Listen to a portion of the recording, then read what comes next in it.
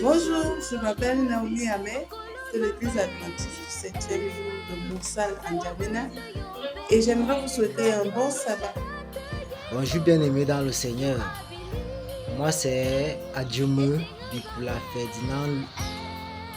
Je suis ancien de l'église adventiste du 7e jour de Mandibi, district de Ngoteng. Je vous souhaite à tous et à toutes un agréable samedi. Que Dieu vous bénisse.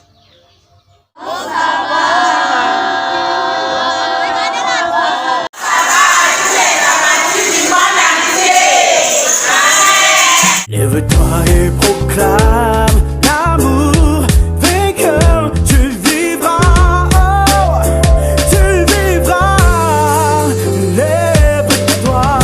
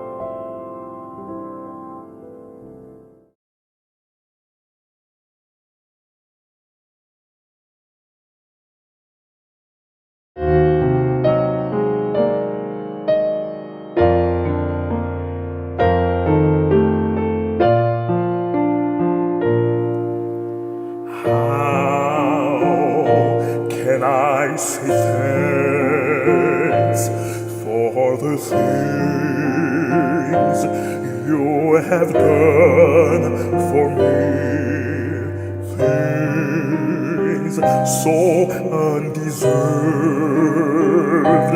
yet you gave to prove your love for me. The voices of a million angels could not express my gratitude. All that I am and ever hope to be, I owe it all to thee.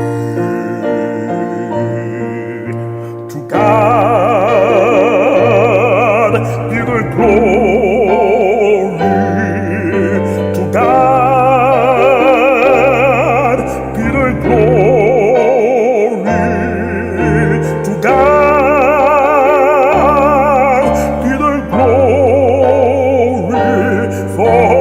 things He has done.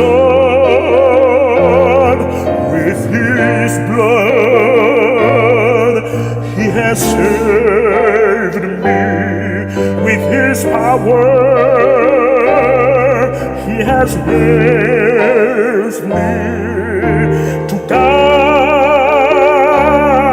be the glory for the things He has done.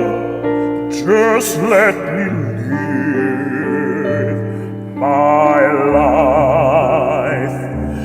Let it be pleasing, Lord, to Thee. And if I gain any praise, let it go to Calvary.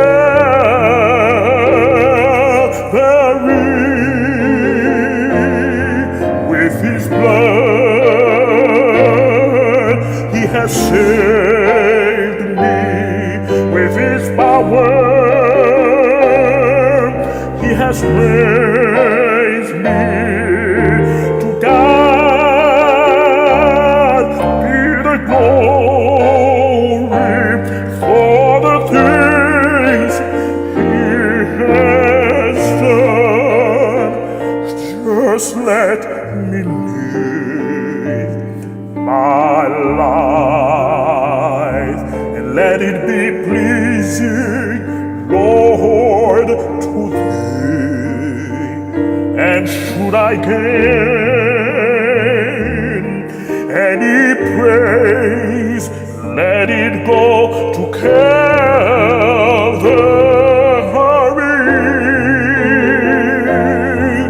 With His blood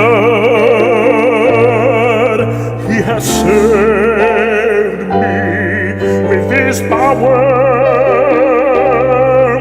He has raised me. To God be the glory for the things He has done.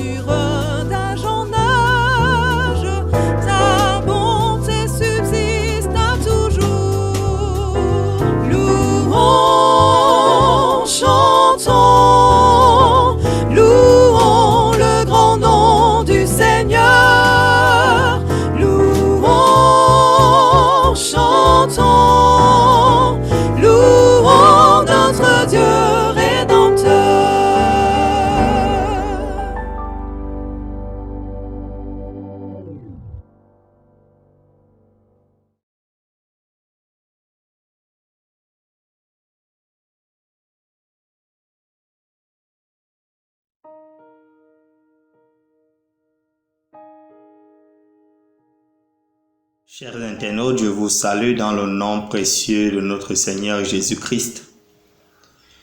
Cette semaine, nous avons étudié la leçon numéro 3 qui a pour titre « Comprendre la nature humaine ». Le verset à mémoriser se trouve dans Genèse chapitre 2, le verset 7, où il est écrit dans la version Louis II « L'Éternel Dieu forma l'homme de la poussière de la terre. Il souffla dans ses narines un souffle de vie, et l'homme devint un être vivant. » Nous avons étudié toute cette semaine en examinant comment l'Ancien Testament définit la nature humaine ainsi que les conditions des êtres humains après la mort. Nous avons vu, chers internautes, en lisant dans les Saintes Écritures que nous avons été créés à l'image et à la ressemblance de Dieu. N'est-ce pas là une bonne nouvelle? Nous avons également vu que l'affirmation selon laquelle l'âme est une entité consciente qui peut exister étant séparée du corps humain est une idée païenne et non une idée biblique. Et donc, comprendre la nature, la vraie nature de l'humanité nous empêche d'accepter la notion populaire d'une âme immatérielle. Voyez-vous, rien de ce qui est infecté par le péché ne peut être éternel par nature. Comme nous l'avons vu, la mort est la conséquence naturelle du péché et elle affecte toute vie sur terre. Sans se soucier bien sûr de ton âge, de ton rang social, de ton prestige et bien d'autres. L'âme qui pêche, c'est celle qui mourra. La bonne nouvelle, mon frère, ma sœur, est que il y a la résurrection finale de ceux-là qui sont morts en Christ. Car, comme l'a dit Jésus dans Jean chapitre 6, le verset 40, « Quiconque voit le Fils et croit en lui a la vie éternelle, et je le ressusciterai au dernier jour. » Ça veut dire quoi? Ça veut dire qu'au moment où tu meurs, l'esprit retourne à Dieu qui l'a donné, car les morts ne savent rien. Dans cette lancée, dans cette logique, je nous propose ces quelques versets. Psaume chapitre 115, verset 17. Psaume chapitre 146, le verset 4. Ecclésiaste chapitre 9, le verset 5, le verset 10. Job chapitre 3, du verset 11 au verset 13. Les activités mentales d'un individu cessent à la mort. Leur souffle s'en va et rentrent à la terre, et ce même jour leurs desseins périssent. Pour ceux qui meurent en Christ, il y a de l'espérance, car ils resteront inconscients jusqu'au jour glorieux où ils seront réveillés de leur sommeil profond pour rejoindre leurs proches qui étaient aussi morts en Jésus-Christ. C'est aujourd'hui, chers internautes, c'est maintenant qu'il faut saisir cette opportunité de la vie éternelle qui se trouve en Jésus-Christ. Cette vie t'est offerte aujourd'hui. Pourquoi est-ce que tu tardes? Pourquoi tardes-tu? Dépouille-toi donc des œuvres des ténèbres qui conduisent à la mort éternelle et reçois cette vie aujourd'hui et maintenant afin d'être heureux pour l'éternité. Sois béni de Jésus-Christ. Amen.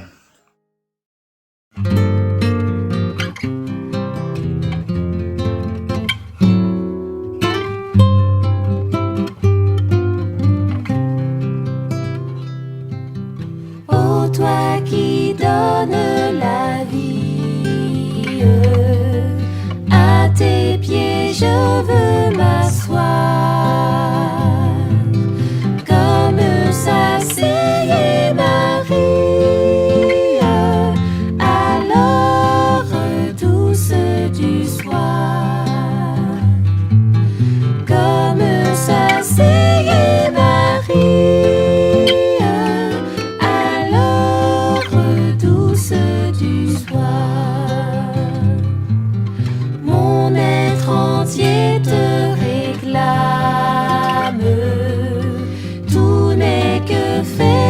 sans moi. Viens te pencher sur mon âme, elle a tant besoin de toi. Viens te pencher sur mon âme, elle a tant besoin de toi. Maître, à tes pieds je m'incline, je t'appartiens sans retour. Verse en moi ta paix divine, répands en moi ton amour. Verse en moi ta paix divine, répands en moi ton amour.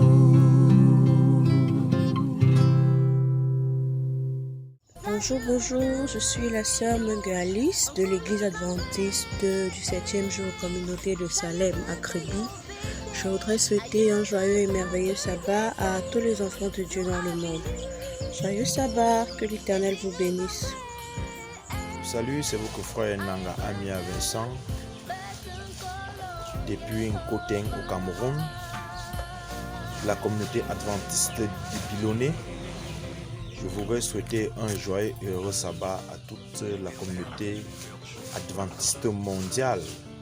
Que Dieu vous bénisse durant toute cette journée. Bonsoir, bonsoir. Je suis la sœur Boutale Boko Thérèse d'Entui. Je suis membre de l'église Entui Centre. Je souhaite un bon sabbat à tout le peuple de Dieu. Amen.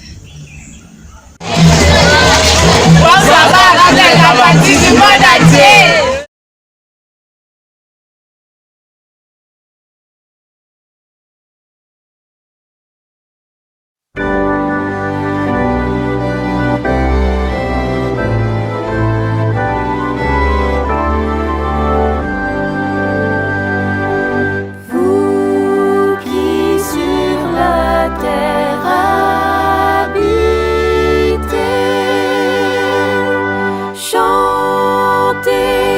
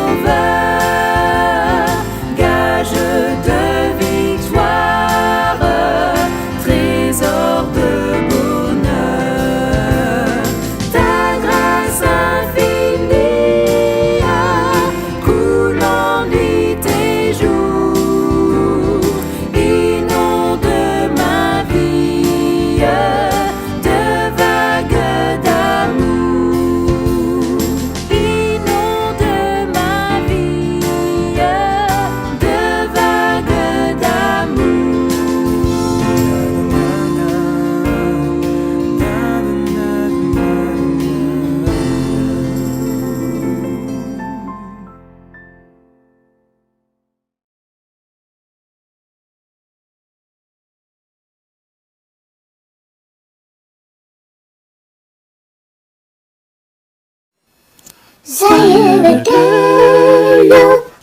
Nkolozabe, hey, Zayebeteyo bete, Ayena Tatuzade, Nyuameli, Ejinazambe, hey, Ayebete, Betenkolo Yehovah, Zayebeteyo, Nkolozabe, hey, Zayebeteyo bete, Ayena Tatu Jesus, Nyuameli, Ejinazambe, hey, Ayebete, Betenkolo Yehovah. Aku sabang minjuk, Dindang, Ayebete, Betenkolo Yehovah. Aku sabang awuk, Dindang, Ayebete, Betenkolo Yehovah. Malgré tes soucis, si tu espères en Jésus, Ayebete, Betenkolo Yehovah. Malgré ta douleur, si tu aimes comme Jésus, Ayebete, Betenkolo Yehovah. Zayebeteyo, Nkolozabe, hey, Zayebeteyo bete, Ayena Tatuzade, Nyuameli, Ejinazambe, hey, Ayebete, Betenkolo Yehovah. Ayebete, Betenkolo Yehovah. Ayebete, Betenkolo Yehovah.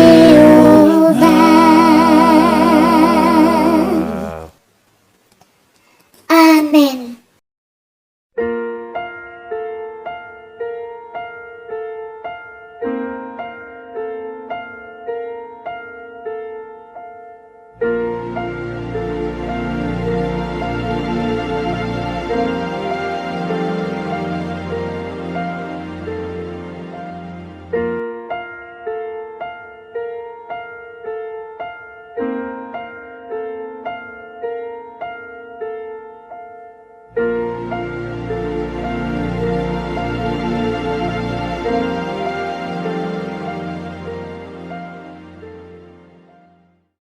Chers frères et sœurs en Christ, chers amis auditeurs, chers internautes, bonjour et bon sabbat.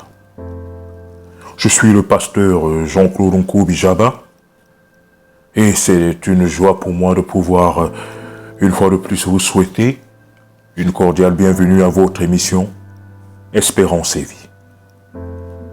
Le titre du sermon de ce sabbat est Double face. L'arrivée de l'Antéchrist. Double face. L'arrivée de l'Antéchrist. Prions. Saint-Esprit, nous te remercions pour tes bienfaits. Nous voulons te dire merci pour le pardon de nos péchés. Merci Seigneur pour l'effacement de nos fautes. Merci Seigneur pour l'effacement de nos iniquités. Alors que nous sommes sur le point d'écouter ta parole, de recevoir le message que tu as prévu pour nous, ton peuple, en ce saint jour de sabbat. Veuille nous apprêter, Seigneur, veuille prendre possession de nous, veuille prendre possession de ton serviteur que je suis, afin que le message puisse être communiqué, partagé fidèlement selon. Seigneur, agis et fais pleuvoir sur nous la pluie de bénédiction, selon ton bon plaisir. Parce que nous t'avons prié et demandé toute cette grâce, au précieux nom de Jésus-Christ. Amen. Double face, l'arrivée de l'Antéchrist. Dans Jean chapitre 8, versets 44 à 45, il est écrit: Vous avez pour père le diable, et vous voulez accomplir les désirs de votre père. Il a été meurtrier dès le commencement, et il ne se tient pas dans la vérité, parce qu'il n'y a pas de vérité en lui. Lorsqu'il préfère le mensonge, il parle dans son propre fond, car il est menteur et le père du mensonge. Et moi, parce que je dis la vérité, vous ne me croyez pas. Fin de citation. Chers amis, chers frères et sœurs en Christ, chers auditeurs et chers internautes, dans l'univers de l'image, on voit malheureusement un véritable culte à la beauté.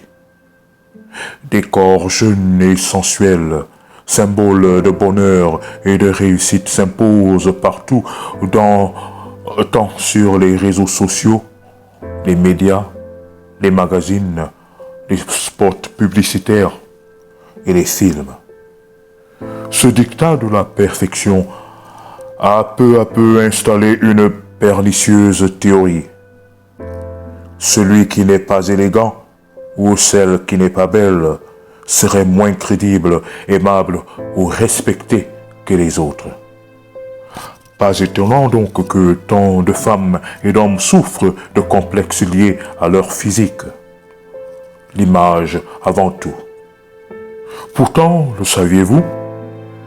Le Christ, lui non plus, ne correspondait pas au canon de beauté de son époque. Contrairement à ce que suggère le portrait artistique populaire, Jésus-Christ n'avait pas un beau visage. Cela vous surprend-il? C'est le prophète Ésaïe qui, dans la Sainte Bible, l'affirme. Je cite: Jésus n'avait ni beauté, ni éclat pour attirer nos regards, et son aspect n'avait rien pour nous plaire. Fin de citation. Le prophète insiste encore. Méprisé et abandonné des hommes, homme de douleur et habitué à la souffrance, semblable à celui dont on détourne le visage. Nous l'avons dédaigné, nous n'avons fait de lui aucun cas. Fin de citation. Ésaïe 53, versets 2 à 3. Cette image très séduisante et populaire de Jésus-Christ, présentée dans les églises, les Bibles, les brochures d'école du sabbat, les statues et portraits, est en opposition complète avec la vérité du vrai portrait de Jésus-Christ décrite dans la Bible. Il est vital et impératif que l'humanité se pose les questions suivantes. Petit 1. Puisque la Bible donne un portrait morphologique de Jésus-Christ différent du portrait populaire que nous connaissons tous, à qui donc appartient ce portrait populaire? Petit 2. Qui a toujours souhaité prendre la place de Dieu et être adoré comme Dieu? Satan voulait être l'égal de Dieu. Dans Ésaïe chapitre 14, versets 12 à 14, il est écrit: Te voilà tombé du ciel, astre brillant, fils de l'aurore, tu es abattu à terre, toi le vainqueur des nations. Tu disais en ton cœur, je monterai au ciel, je lèverai mon trône au-dessus des étoiles de Dieu, je m'assiérai sur la montagne de l'assemblée, à l'extrémité du septentrion, je monterai sur le sommet des nues, je serai semblable au Très-Haut. Fin de citation. Dans Ézéchiel chapitre 28, verset 12, la Bible décrit Satan comme suit. Tu mettais ton sceau à la perfection. Tu étais plein de sagesse, parfait en beauté. Fin de citation. Puisque Satan était parfait en beauté, aucune créature ne pouvait être plus belle que lui. Puisqu'il était plein de sagesse, aucune créature de Dieu ne pouvait être plus sage que lui. En somme, de tous les anges créés par Dieu, Satan était le plus sage, le plus beau et le plus puissant. C'est donc à travers cette beauté que Satan est devenu orgueilleux. Dieu dit dans Ézéchiel chapitre 28 verset 17, je cite, « Ton cœur s'est élevé à cause de ta beauté. Tu as corrompu ta sagesse par ton éclat. Je te jette par terre. Je te livre en spectacle au roi. » Fin de citation. Satan étant une créature, il n'était pas membre du comité divin, c'est-à-dire du comité qui était le comité de Dieu le Père, le Fils et du Saint-Esprit. Satan ne pouvait donc pas être adoré par les anges malgré son rang très élevé. Après sa rébellion et son renvoi du ciel, Satan a toujours désiré être adoré comme Dieu. Il est important de noter que l'astre brillant, devenu Satan, est demeuré la même très belle créature morphologiquement. Tout ce qui a changé en lui était son caractère. De belle créature aimable, il est devenu une belle créature meurtrière. Malgré sa chute et sa venue sur la terre, Satan a toujours cherché à être semblable au Très-Haut. Pour réussir son coup, d'un côté, Satan, comme sa ruse et son mensonge dans le jardin d'Éden, se déguise et se présente depuis un certain temps sous la forme d'un être horrible et affreux, afin de détourner l'attention des humains. Et de l'autre côté, il a fait introduire son vrai portrait séduisant dans les églises chrétiennes et dans ce monde entier par un mensonge séduisant, faisant croire que c'est le portrait de Jésus-Christ, car il savait que malgré sa sublime beauté, la très grande majorité d'humains n'allait pas accepter l'adorer, sachant consciemment que c'est Satan. À travers donc ce mensonge et séduction mortelle inégalée, Satan à travers son véritable portrait est adoré et loué dans les églises chrétiennes, les maisons, les écoles, dans les cœurs et pensées des humains. Les chrétiens qui malheureusement se prosternent devant ce portrait séduisant, croyant être protégés par la présence de cette fausse image de Jésus-Christ, ne peuvent s'imaginer qu'en réalité, ils se prosternent devant le portrait réel de Satan, l'Antéchrist. Portrait qui les expose aux sortilèges, aux esprits démoniaques, aux maladies maléfiques et malheurs attachés à ce portrait. C'est pourquoi la Sainte Bible dit dans Éphésiens chapitre 6 verset 11 « Revêtez-vous de toutes les armes de Dieu, afin de pouvoir tenir ferme contre les ruses du diable. » Fin de citation.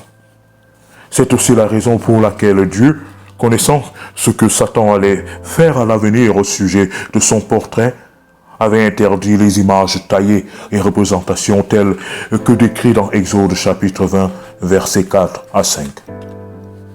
Tu ne te feras point d'image taillée, ni de représentation quelconque des choses qui sont en haut dans les cieux, qui sont en bas sur la terre, et qui sont dans les eaux plus bas que la terre.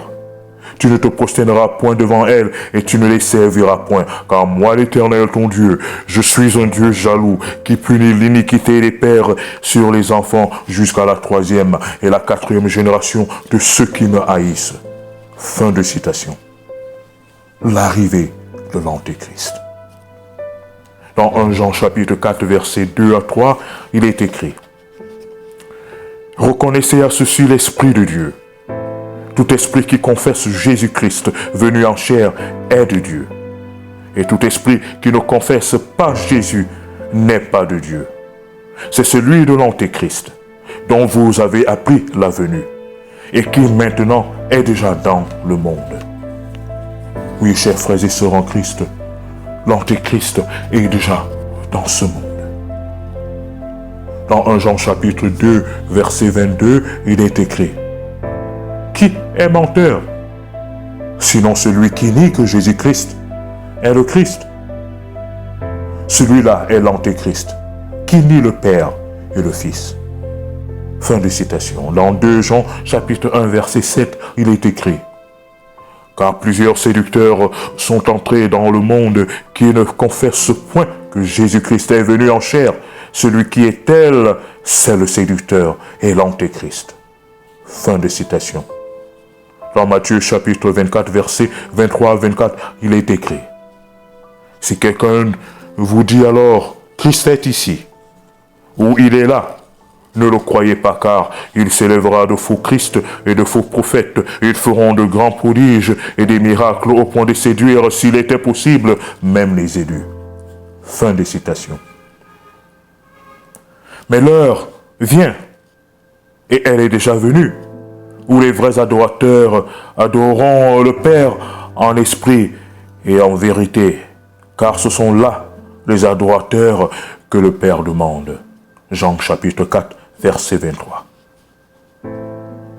Chers amis, chers frères et sœurs en Christ, chers auditeurs et chers internautes, nous avions donc été conditionnés depuis l'enfance à tomber amoureux de ce séduisant portrait qui, selon la vérité biblique, n'est pas le vrai portrait morphologique de Jésus-Christ.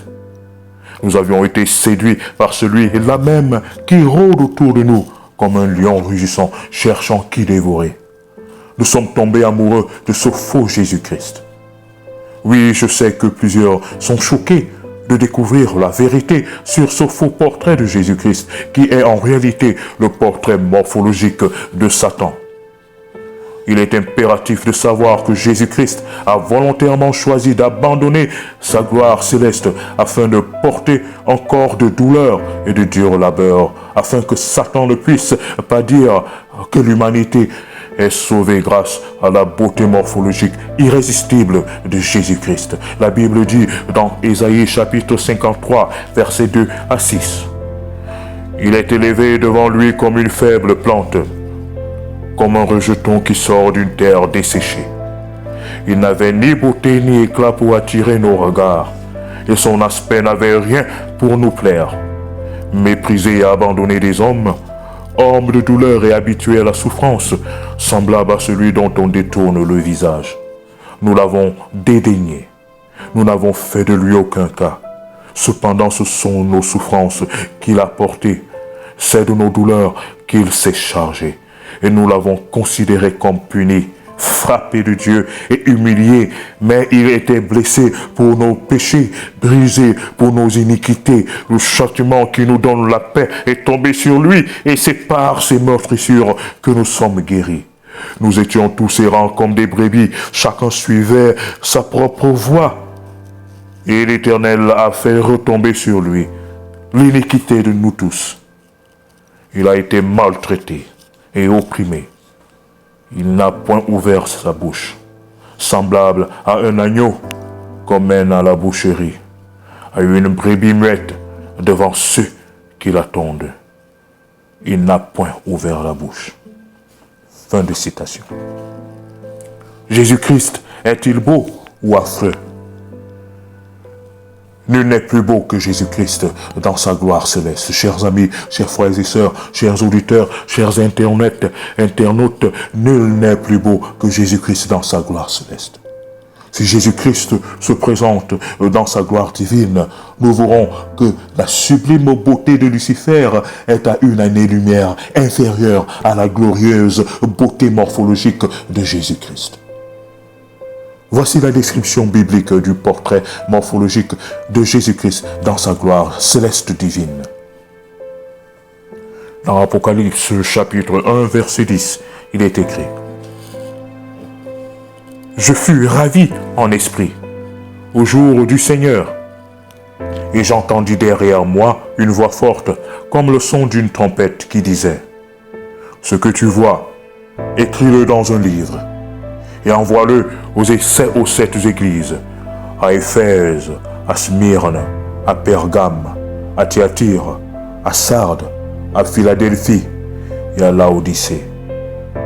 Je me retournai pour connaître quelle était la voix qui me parlait, et après m'être retourné, je vis 7 chandeliers d'or, et au milieu des 7 chandeliers, quelqu'un qui ressemblait à un fils d'homme, vêtu d'une longue robe, et ayant une ceinture d'or sur sa poitrine.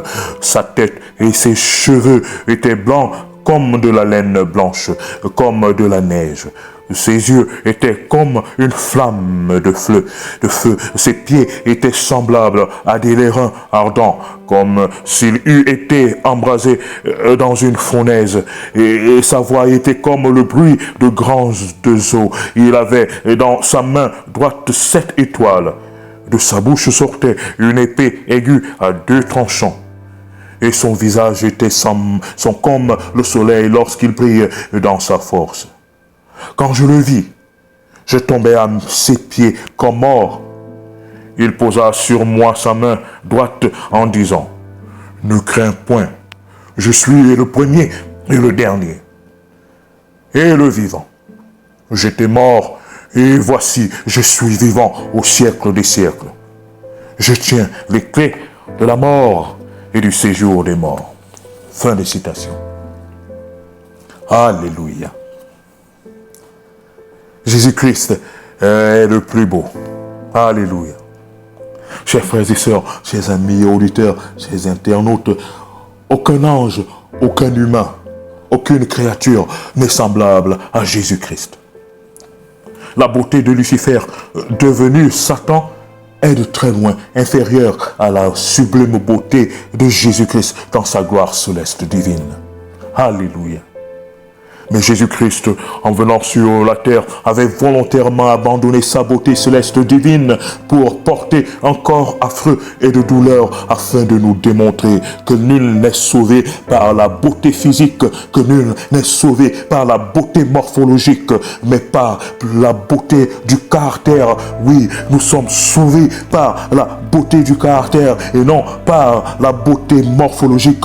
Oui, nous sommes sauvés par la beauté du comportement et non par la beauté physique. Nous sommes sauvés par l'obéissance à Dieu.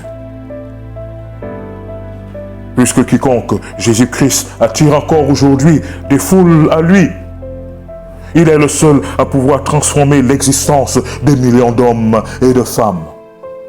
Ceux qui se tournent aujourd'hui encore vers lui ne sont pas séduits par une apparence, une image, mais par son amour vrai, par la vie qui émane de sa personne. Ils trouvent dans le Sauveur Jésus-Christ la véritable beauté, celle qui change les cœurs. Alors, loin de la vanité, de la superficialité, la merveilleuse nouvelle continue de courir et à se répandre partout. Jésus-Christ, le méprisé, le rejeté, est devenu l'auteur non d'une religion ou d'un mouvement, mais de la réconciliation avec Dieu le Père. Jésus-Christ est celui qui peut et veut nous redonner espérance, dignité et bonheur et joie. Soyons courageux et forts, chers amis, chers auditeurs, chers internautes, chers frères et sœurs en Christ, soyons courageux et forts. Il est encore temps. Séparons-nous de ce portrait satanique qui mine nos vies et nos familles de péché, d'échec, de maladie, de pauvreté, de douleur et qui nous éloigne du vrai Jésus-Christ. En fermant les yeux pour prier le Seigneur, c'est ce réel portrait de Lucifer devenu Satan qui est dans nos esprits. Voyez à quel degré Satan s'est infiltré dans notre subconscient et dans nos pensées. Lorsque, vers la fin des temps, Satan imitera l'arrivée de Jésus-Christ en disant que c'est lui le Christ, des millions de personnes diront que c'est Jésus-Christ et malheureusement iront vers lui parce que ces personnes avaient été conditionnées à aimer et reconnaître ce faux Christ qui n'est d'autre que Satan en personne, l'Antéchrist. Chers amis, nous pouvons constater que les malhonnêtes, les corrompus, les escrocs, les frappeurs et les anarcheurs utilisent toujours la stratégie de Satan, c'est-à-dire qu'ils sont la plupart du temps toujours bien habillés. Ils sont beaux, belles, ils ont de grosses voitures, beaucoup d'argent, etc. Tout ceci pour séduire et baisser la garde de leurs victimes. Soyons beaux, devenons riches et prospères, mais Ne mettons pas nos espoirs dans la beauté morphologique ni dans ses richesses, car nous n'irons pas au ciel à cause de notre beauté morphologique ou à cause de cette richesse matérielle. Mais soyons déterminés et engagés à être agréables à Dieu par une vie d'obéissance à sa parole, car c'est par la grâce de Dieu, à travers notre beauté spirituelle, que nous aurons la vie éternelle. Alléluia. Mon frère, ma sœur, je prie pour que tu reçoives le discernement afin que Jésus-Christ, notre Seigneur et Rédempteur, te délivre de cette séduction satanique. Après avoir lu les versets bibliques que j'ai cités, faites une prière de repentance en demandant à Jésus-Christ de vous libérer de ce portrait satanique et de le remplacer par la présence du Saint-Esprit dans votre cœur, dans votre esprit, dans votre subconscient. Dans Ésaïe chapitre 50, verset 10, il est écrit: « Quiconque parmi vous craint l'Éternel, qu'il écoute la voix de son serviteur. Quiconque marche dans l'obscurité et manque de lumière, qu'il se confie dans le nom de l'Éternel et qu'il s'appuie sur son Dieu. » Je reprends. Quiconque parmi vous craint l'Éternel, qu'il écoute la voix de son serviteur. Quiconque marche dans l'obscurité et manque de lumière, qu'il se confie dans le nom de l'Éternel et qu'il s'appuie sur son Dieu. Fin de citation. Dans Psaume chapitre 91, verset 1, il est écrit: « Celui qui demeure sous l'abri du Très-Haut repose à l'ombre du Tout-Puissant. » Et dans Jacques chapitre 4, verset 7, il est écrit: « Soumettez-vous donc à Dieu, résistez au diable, et il fuira loin de vous. » Alléluia. Que l'Éternel vous bénisse. Amen.